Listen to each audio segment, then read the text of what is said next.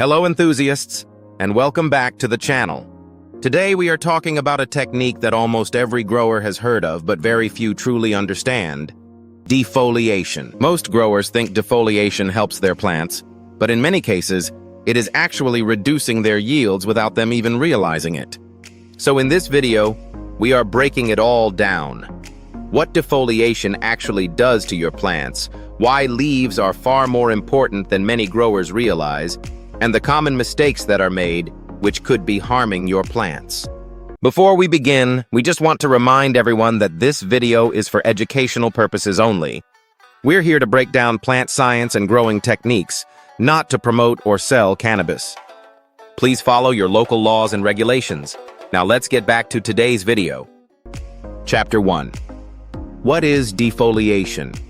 Defoliation is the removal of leaves from a cannabis plant, usually focusing on the larger fan leaves that sit across the canopy. These leaves play a major role in photosynthesis, which is the process where the plant uses light, water, and carbon dioxide to create energy in the form of sugars. Fan leaves are especially important because they contain high levels of chlorophyll, allowing them to absorb more light and produce the energy that fuels the entire plant. When growers defoliate, the goal is to improve light penetration and airflow.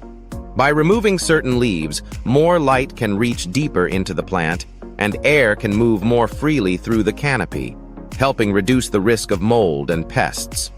Now this is where some confusion comes in. Defoliation is often mixed up with pruning, but they are not the same thing. Defoliation is the removal of leaves, while pruning is the removal of branches or entire growth sites. Pruning is used to shape the structure of the plant and redirect energy into stronger growth, while defoliation is more about improving light exposure and airflow without changing the plant's overall structure. Understanding that difference is important, because each technique affects the plant in a different way. Leaves are not just in the way, they are one of the plant's main energy sources. Every leaf you remove is reducing the plant's ability to produce that energy. So defoliation is not about removing leaves, it is about removing the right ones, at the right time, for the right reason. Chapter 2. Leaf Function and Canopy Management. To understand defoliation, you need to understand how a cannabis plant handles light. In nature, plants grow upward and compete for sunlight, with the top leaves taking most of the light and shading out the lower growth. Indoors, we control the light, which means we can shape the plant to spread that light more evenly. This is where canopy management comes in. Fan leaves act like solar panels, capturing light and distributing energy throughout the plant, including to developing bud sites. When too many of these leaves are removed, the plant loses part of its ability to produce and distribute that energy efficiently. Because of this, knowing which leaves to remove and which ones to leave becomes extremely important. The goal is not to remove as many leaves as possible, but to target the ones that are actually blocking light or restricting airflow, while keeping the leaves that are actively supporting the plant's energy production. Every cut should serve a purpose. If a leaf is helping the plant more than it is hurting it, it should stay. If you are ever unsure, look at your plant and ask yourself one simple question. Is this leaf helping the plant more than it is blocking it? If the answer is yes, leave it. If the answer is no, that is when it becomes a candidate for removal. The goal is not to strip the plant down, it is to create a balance where light can move deeper into the canopy while the plant still has enough leaf surface to maintain strong energy production. Chapter 3. When to trim leaves. Timing is everything when it comes to defoliation, and this is where most growers make their biggest mistakes. During the early vegetative stage, defoliation should be minimal because the plant is still building its foundation and relies heavily on its leaves to grow and establish itself. As the plant moves into the mid to late vegetative stage, it becomes more resilient and can handle light defoliation. At this point, growers may remove around 20 to 30% of the larger fan leaves, focusing on the ones that are blocking lower growth, to help shape the plant and create a more even canopy. During the early flowering stage, usually weeks 1 through 3, defoliation becomes more strategic, as this is when the plant is stretching and setting up bud sites. Removing around 20 to 30% of the larger fan leaves can help expose those sites and improve overall light distribution across the plant.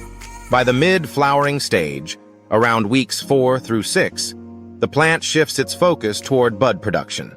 Defoliation should become more conservative, with only about 10 to 20% of leaves removed. After week 6, defoliation should be very limited. At this stage, removing too many leaves can slow development, reduce energy production, and ultimately impact final yield and quality. Now that we've covered some background on today's topic, we just wanted to take a moment to thank the sponsor of today's video, the Exhale Homegrown CO2 Company.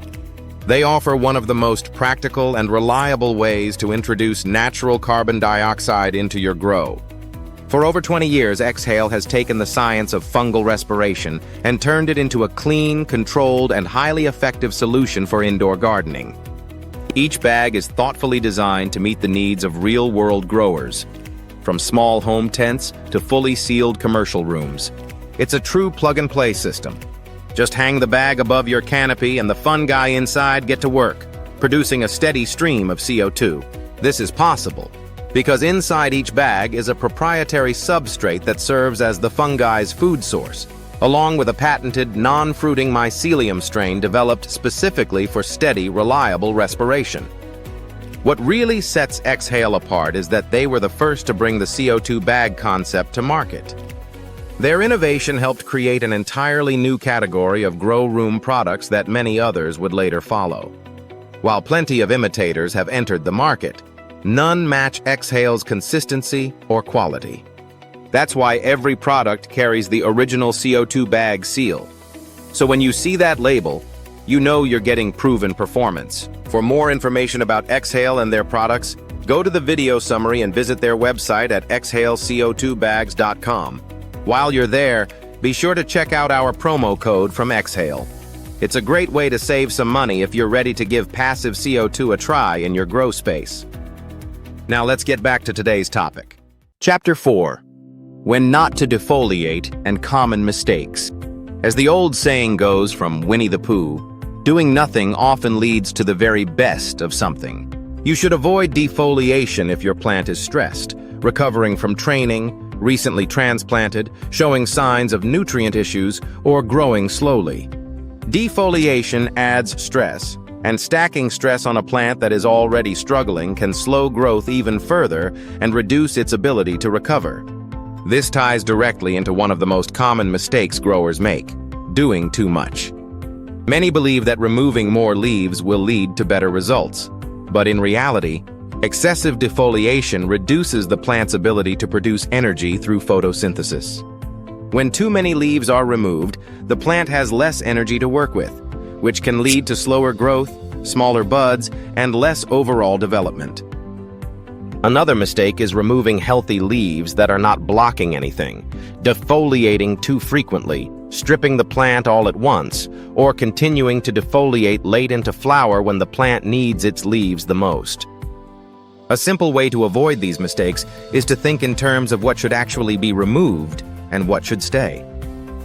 Leaves that are good candidates for removal are usually the ones blocking light from reaching lower bud sites, leaves that are crowding the center of the plant and limiting airflow, or leaves that are damaged, dying, or no longer contributing much to the plant. On the other hand, leaves that are exposed to light, healthy, and supporting strong growth should almost always be left in place. These are the leaves actively producing energy for the plant and helping drive development. Helpful defoliation is targeted and intentional, while harmful stripping is aggressive and done without a clear purpose. A simple rule to follow is this: if you remove a leaf, you should know exactly why you are removing it. If there is no clear reason, it is better to leave it. Defoliation should not follow a strict schedule. It should be based on what the plant actually needs and how it is responding. Chapter 5. Which plants respond best? Not all cannabis plants respond to defoliation the same way. Some strains are more vigorous and recover quickly, while others prefer a lighter approach and can become stressed more easily. For example, many hybrid strains and sativa-leaning plants like Blue Dream, Durban Poison, and Sour Diesel are known for their vigorous growth and ability to bounce back quickly after stress, making them more forgiving when it comes to defoliation. On the other hand, some indica-dominant strains, such as Northern Lights, Granddaddy Purple, and Afghan Kush, can be a bit more sensitive and often grow more compact, so they may not respond as well to heavy defoliation, especially if they are already under stress. Plant health, environment, lighting intensity, and genetics all play a role in how well a plant responds. Stronger plants in good conditions recover faster, while weaker plants may struggle and take longer to bounce back. In high-light environments, plants can sometimes tolerate slightly more defoliation, but even then, balance is still key. So while strain can give you a general idea, the most important thing is learning how your specific plant responds and adjusting your approach based on what you see. And that, my friends, brings us to the end of today's episode. If you found this video helpful, make sure to like, subscribe, and hit the bell icon. Also, I would love to hear your thoughts on defoliation. Let me know in the comments below, how do you approach defoliation in your grow? Do you go heavier with it, or keep things more minimal? And have you ever felt like you removed too much and saw it affect your plant? Thanks for watching today's educational video, and as always, keep being awesome and stay curious, my friends.